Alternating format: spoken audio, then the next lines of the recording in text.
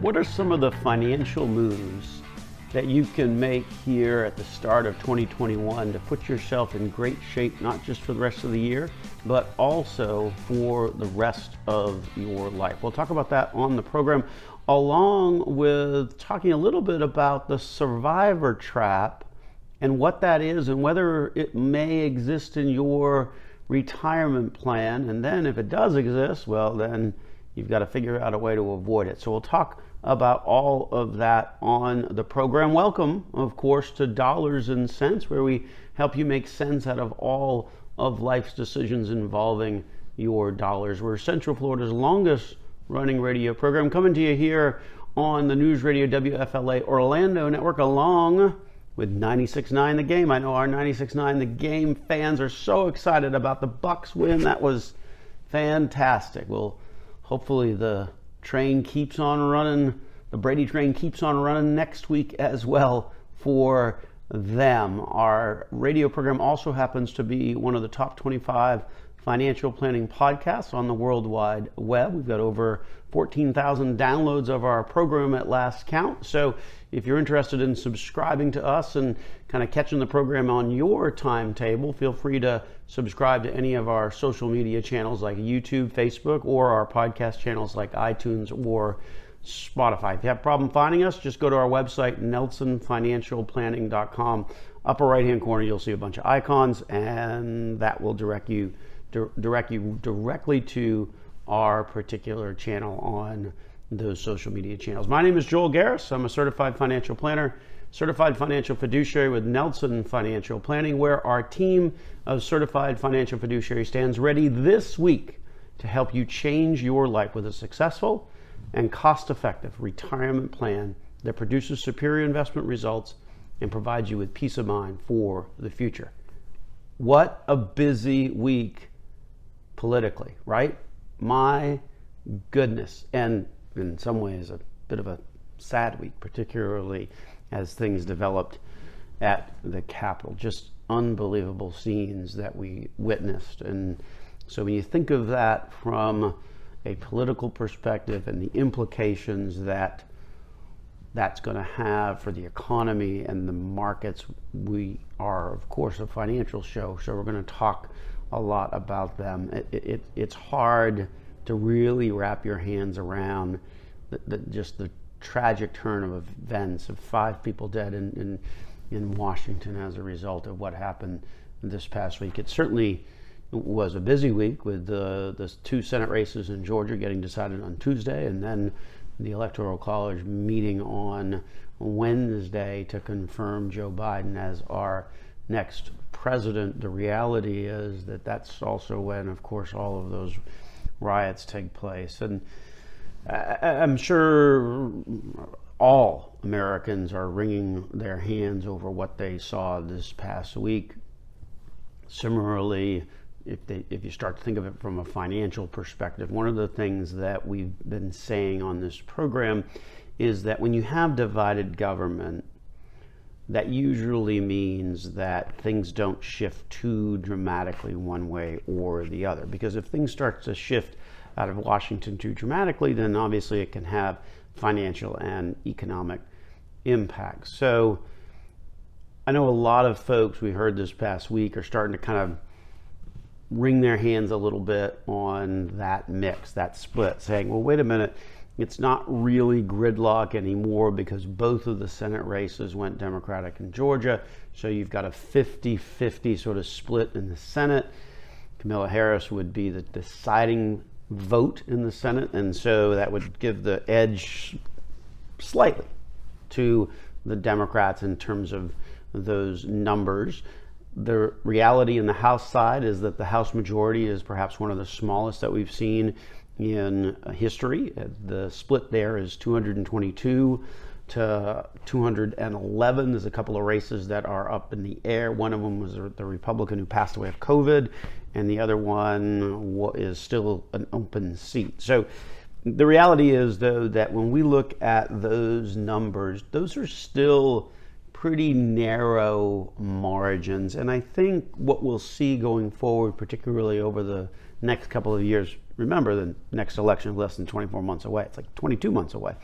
the reality is that much like we saw happen in preparation for this last COVID stimulus bill, you saw a group of pretty centrist folks on both sides of the aisle. They included the Republican from Maine, Susan Collins. They included the West Virginia Democrat, Joe Manchin, Mitt Romney, the Republican from Utah. You saw this, and there's a handful of the names. There's about 6 or 8 senators that are pretty middle of the road, if you will, if we can call them that in today's highly politically charged environment. It's hard to divide anybody middle of the road without one side or the other saying, well, wait a minute, they're a wolf in sheep's clothing. Or the reality is that what we saw play out over the past month as it relates to the most recent COVID stimulus bill, those $600 checks that actually started coming out this past week, the reality is that I think that group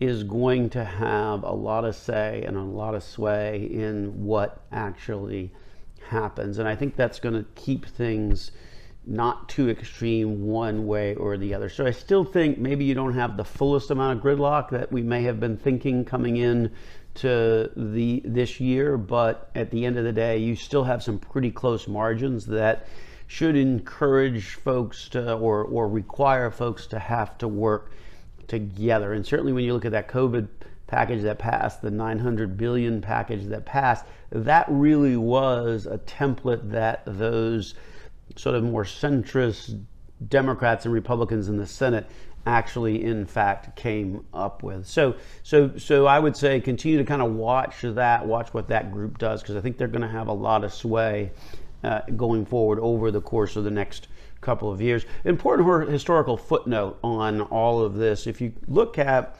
every U.S. president since 1993 has entered the White House with their party in control. Kind of an interesting little historical footnote there. So this is actually pretty normal to have a new president and that new president having full control, or their party having full control, whether it's Clinton, Bush, Obama, or Trump, now Biden. The reality is that certainly has been the historical precedent. The other part of the reality is, and I think this is the piece that we sort of forget, is that often what drives the agenda in Washington is what's going on in the headlines, what's going on in the economy. And certainly the COVID and the pandemic and the economic implications of that, I think, are going to be the number one issue that folks have to really work through in terms of finding solutions, right? First and foremost, you've got the vaccine distribution, got to speed that up, get these vaccines out to people, particularly those that are over age 65. That goes hand in hand with trying to reopen businesses, reopen sectors of the economy, reopen schools in certain parts of the country. And I think that developing those plans for the pandemic and reopening society and the vaccine is going to be a big part of what the folks in Washington really have to focus on, particularly for most of this year. Similarly, you may very well see another stimulus package. The reality is of another stimulus package is that the stimulus package that was passed that sent out these $600 checks, the reality is that folks, including Trump, suggested, it should be $2,000. I think the Democrats kind of like that idea. And so you might very well see, based upon kind of that $2,000 suggestion, that there's another stimulus package that ultimately sends out more money. A footnote on the $600.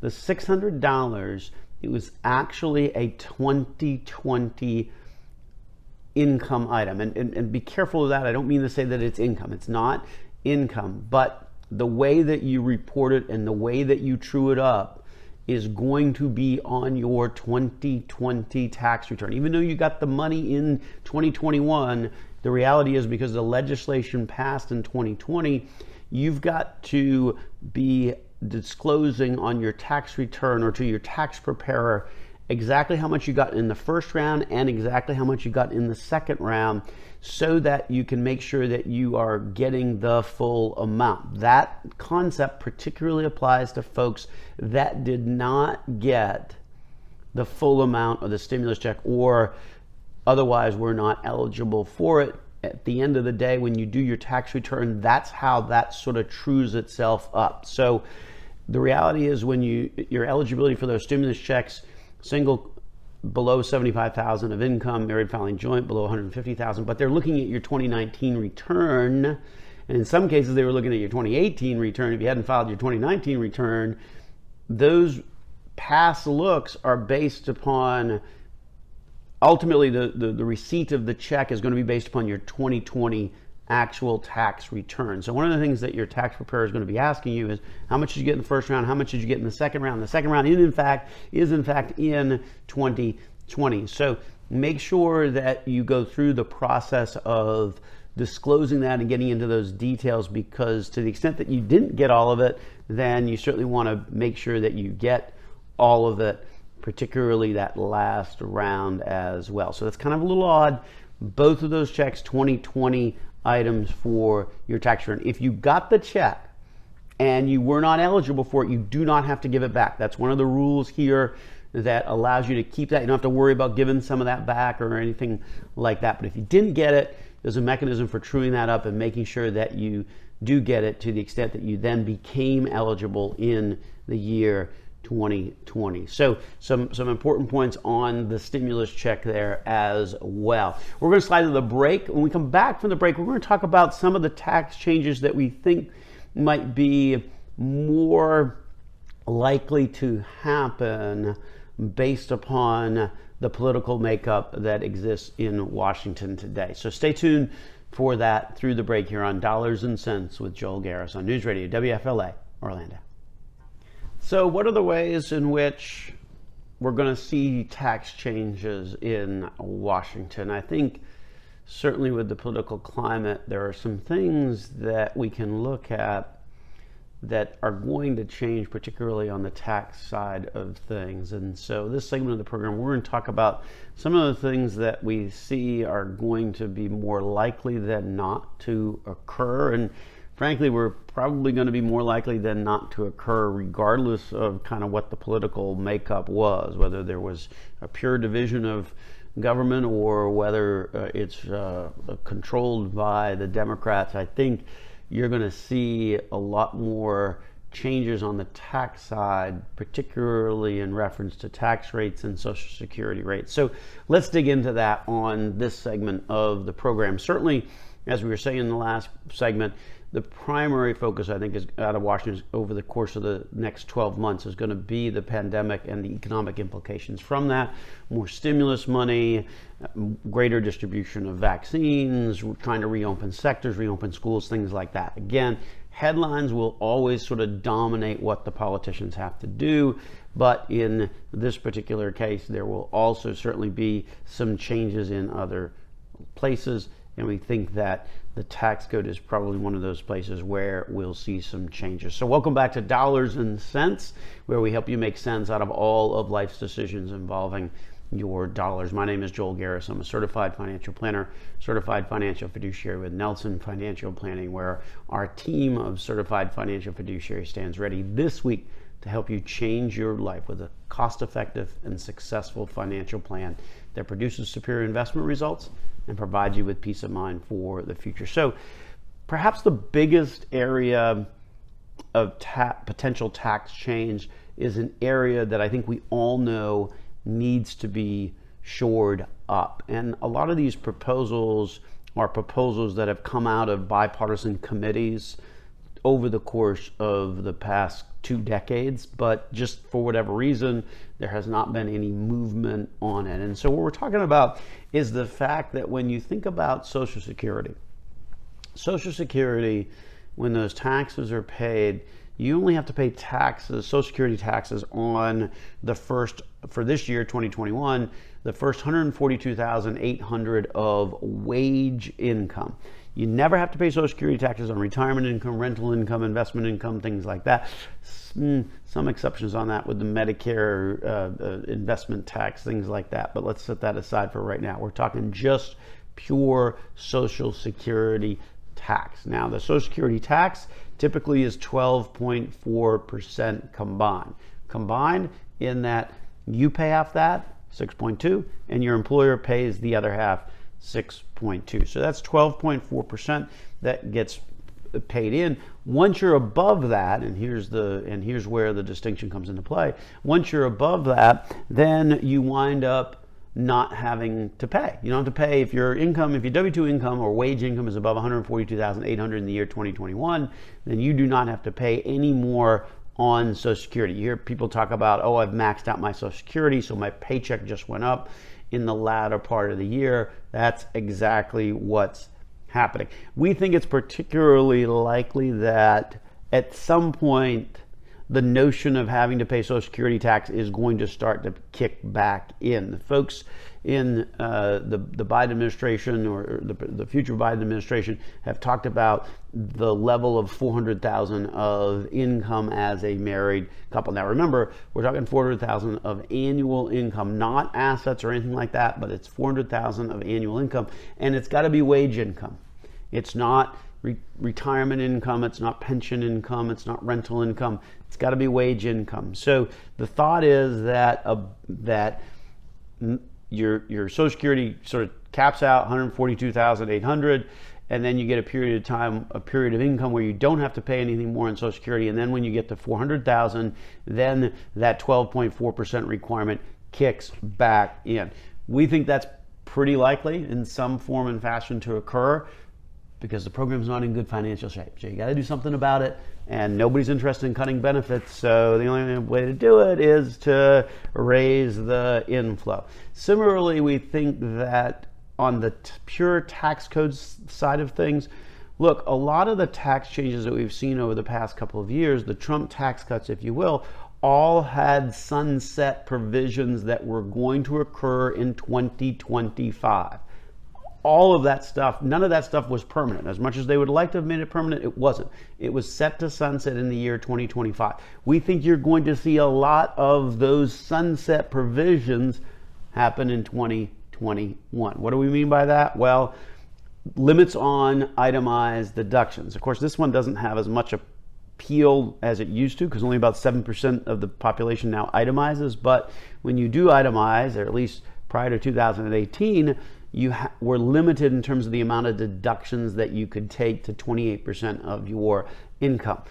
Again, we think that one's going to come back in full force for the year 2021. So your ability to deduct things is going to be more limited relative to your income. So say you itemize your deductions, you make $200,000, you're not going to be able to have an unlimited amount of write-offs. It's going to be limited to 28% of 200,000. So that's like, 54,000 if I've done that math correctly, in 56,000 in my head. So there is a limitation on it, and that limit did exist before. So again, nothing new there. Similarly with the tax rates as well. 37% now is the highest income tax rate. Expect that to jump back up to 39.6. It was going to do that anyway in the year 2025, but again, you'll see these types of tax changes really start to accelerate. If you're in the 37% tax bracket or this 39.6% tax bracket, that means that you're a married couple, annual income making over $600,000. So pretty high levels of income we're talking about here. We're not talking about a return to the tax rates of like 70% of 50 years ago, or even 50% that was the highest marginal rate in the 80s. You're still seeing continuing that sort of Reagan-esque trend of having flatter tax rates. And then the other item that we see a change on, again, a reversion back to what was going to happen in 2025, is the estate tax exemption. The estate tax is the amount of money that you can pass to somebody without having to pay any estate taxes. That number today is over $11 million per person. Expect that to drop to about $5.5 million per person. Again, scheduled to happen in the year 2025. You'll see that start to accelerate. So we think a lot of the tax changes you sort of expect for this year are really things that were already in the tax code that were sort of set to revert back to the levels that they were in 2017.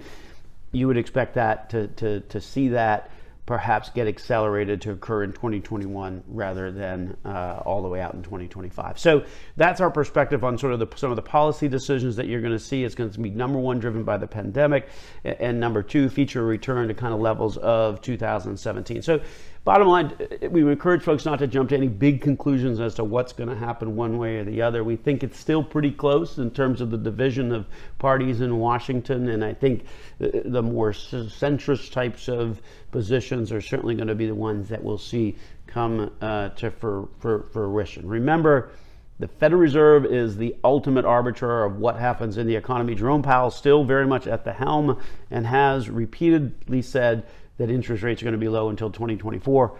That is a big piece of driving energy for the overall economy. We're going to take a break and continue the conversation here on Dollars and Cents. So, is there a survivor trap lurking in your retirement plan? The trap gets sprung when one of you passes and leaves the other behind, and the reality is, for most couples, that's generally what's going to happen. One of you is going to go early and the other one is going to still be around. So there's some important things to think about in this survivor trap that can be lurking around the corner. So on this segment of the program, we're going to talk about exactly what this survivor trap is that we're talking about, along with some of the things that you can do to make sure that you can minimize that. Can't eliminate it, but to try and minimize that as much as possible. So welcome to Dollars and Cents, where we help you make sense out of all of life's decisions involving your dollars. We're Central Florida's longest running radio program, coming to you here on the News Radio WFLA Orlando network, along with 96.9 The Game. Our program also happens to be one of the top 25 financial planning podcasts on the World Wide Web, so be sure and check us out there on your social media channel of choice. My name is Joel Garris. I'm a certified financial planner, certified financial fiduciary with Nelson Financial Planning, where our team of certified financial fiduciaries stands ready this week to help you change your life with a successful and cost-effective financial plan that produces superior investment results and provides you with peace of mind for the future. So what is it that we talk about when we're referring to this survivor trap that exists in everybody's retirement plan? Because the reality is, as a couple, unlikely that both of you are going to pass at the same time. One's going to go first, leaving the other, and depending upon the timing, it may be for a number of years. So there's really two things that define the survivor trap for most people, and it has to do with Social Security and taxes. So let's talk about Social Security first. The reality is that your Social Security income is going to go down, because what happens when one passes is that the lower Social Security amount goes away and the survivor steps up to the higher level. But that still means that you lose one Social Security check. So let's give an example. So let's say it's a couple.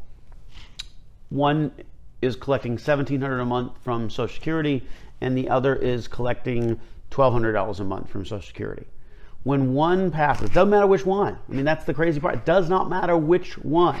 If it's the one with the lower amount, then the lower amount goes away. If it's the one with the higher amount, the one that had the lower amount simply sees their amount raised up to that higher amount. So in that $1,700, $1,200 example we were just given, the $1,200 one would see their payment go up to $1,700. But then that's it. The $1,200 still goes away. The lower amount of Social Security will always go away when one person passes in a couple. That's pretty significant, right? Because then that means that income that had been coming in on a regular basis is gone. That can have a pretty dramatic impact on things. Number two, taxes. You go from filing a joint return to filing a single return. So if you were filing a joint return and had 80, 90, 100,000 of income coming in, that's great. You find yourself in the 12% tax bracket.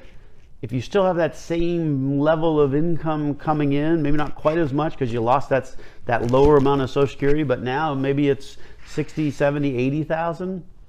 Now your tax bracket, your marginal tax bracket is 22%. So the difference of going from the married joint return filing status to the single status can certainly cost you thousands of dollars per year in terms of increased taxes. So those are the two parts that you need to really kind of wrap your hands around in terms of, okay, well, what is the survivor trap that may very well be around the corner? And the reality is, it is, because one passes, you lose this lower Social Security, and your tax rates or your tax tables are going to go from married filing joint over to single. So knowing that, with that background, one of the things that you can do to try and minimize it, because as we've said, you can't really avoid it, but what can you do to minimize it? Well, first and foremost, you got to understand that piece about Social Security, right? The lower one will go away for a couple. So that means that you've got to be prepared with a game plan of, okay,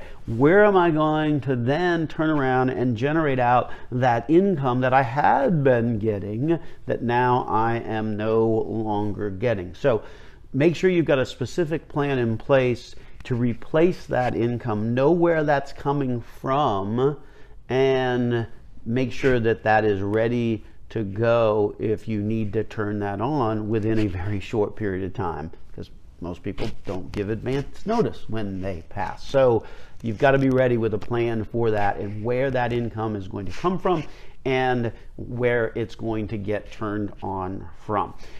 Number two is make sure you understand the options for any pension or similar retirement benefit that both people are getting. Actually, I'm reminded of a conversation with somebody a couple of weeks ago in the office where there was this debate of whether there were survivor benefits or not, and it was a big deal because the pension was a pretty significant amount of money that if that person had passed, that income would have stopped if there hadn't been some survivor benefit. So we made a phone call to the pension company itself and wound up actually sort of verifying what the options are. So make sure you know what the options are, particularly with those monies that are coming in on a regular basis, because you may very well need to sort of work through what the dynamics on those numbers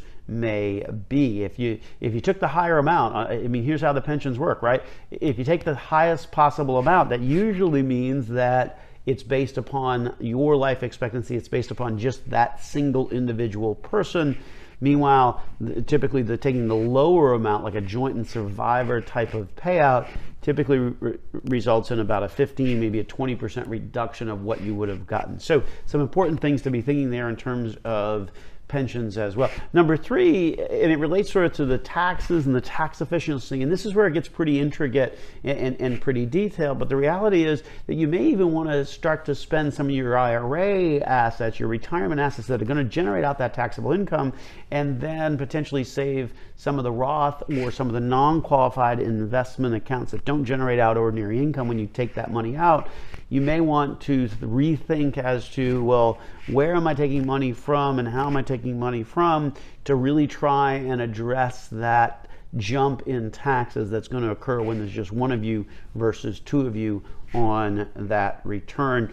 Number four on this sort of list is preparing ahead, right? You've got to make sure that the beneficiary designations are in order. You've got to know where the important documents are. You've got to know where the passwords are, because in today's world, it's all password generated. So you better be able to know where that information is and make sure that those assets are titled properly, where it's got both names on it, so you don't have to go through probate or anything like that.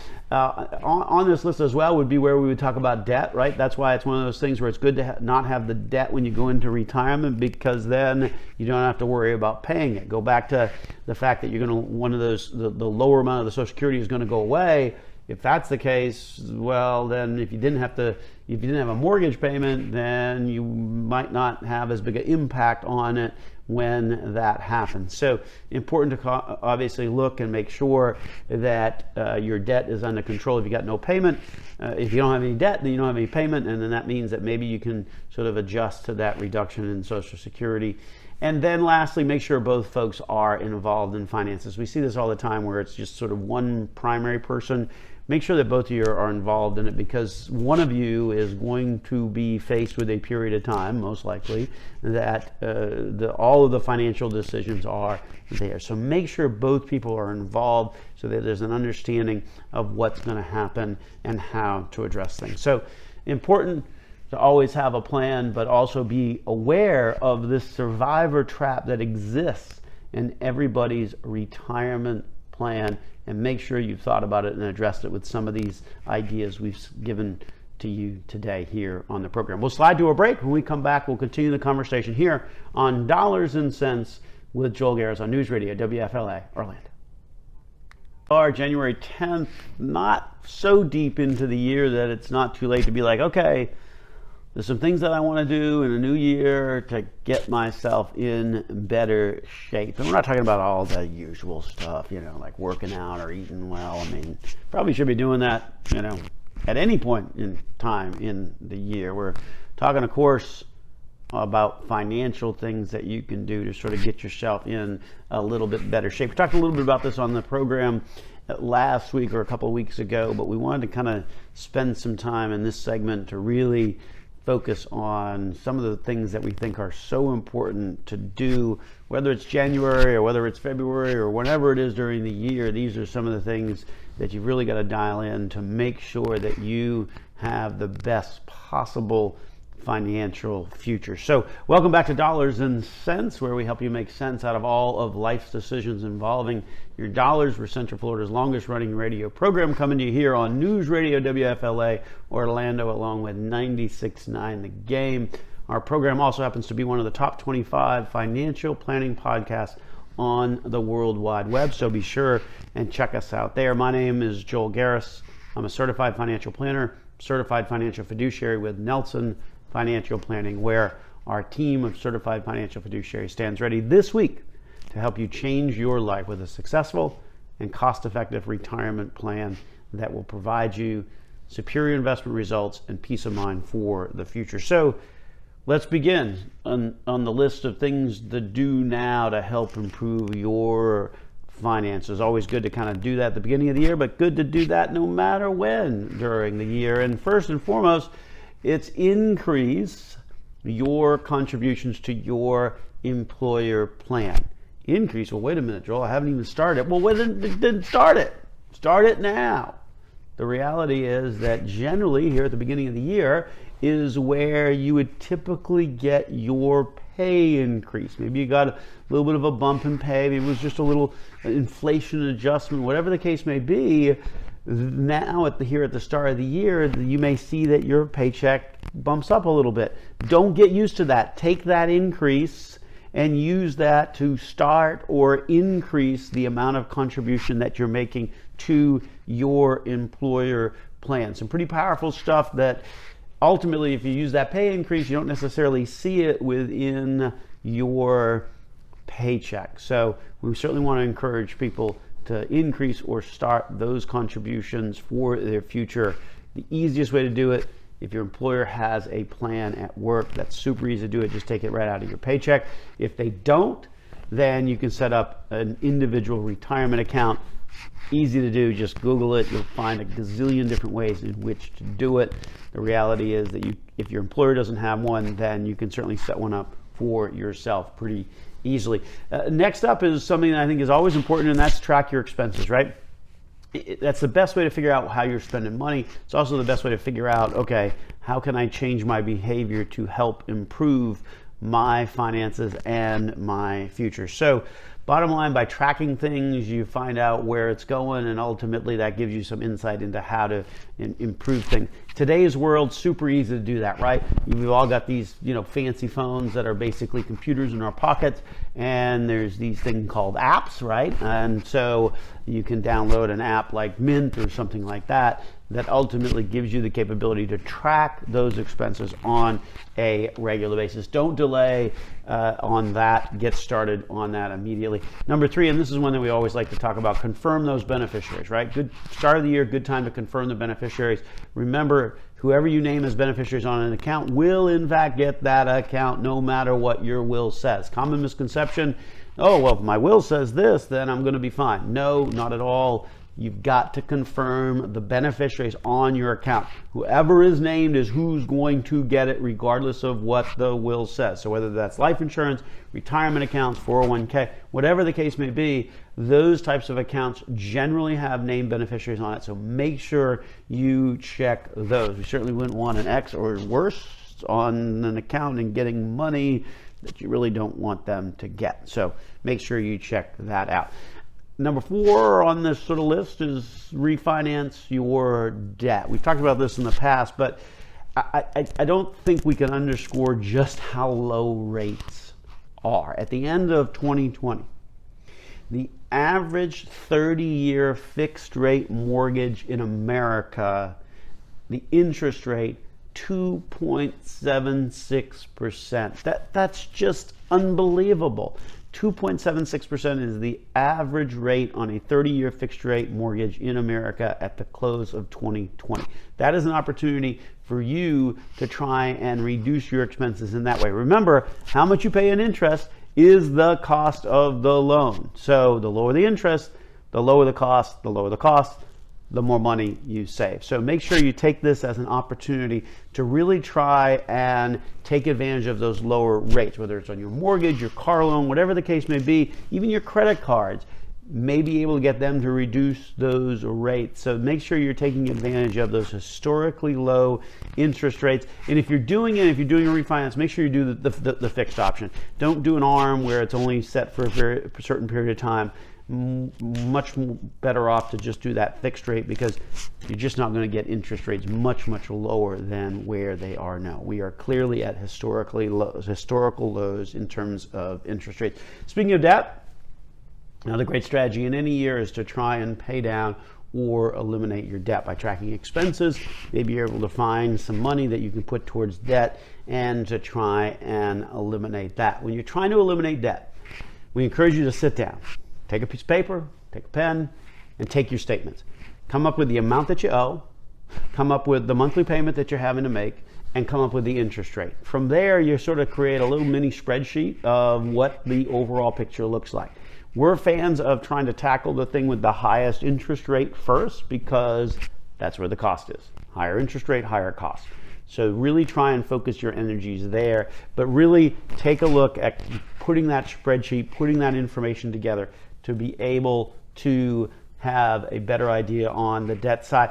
Build an emergency fund. We've talked about that before. Even as little as $2,500 in an emergency fund makes a huge difference. And then might as well check your credit score, right? If we're talking about debt and better interest rates, you got to have a good credit score to get that. So make sure you check your credit score and try and improve it here in the year 2021. So those are just some things to be working on and work on at any point in time, but the start of the year always gives us an opportunity to say, hey, we're going to try a fresh start and a fresh tackle. These are some of the things that are most important for your finances. With that, we'll get on out of here. Thanks for listening on to the program here on Dollars and Cents. This is Joel Garris, News Radio, WFLA, Orlando.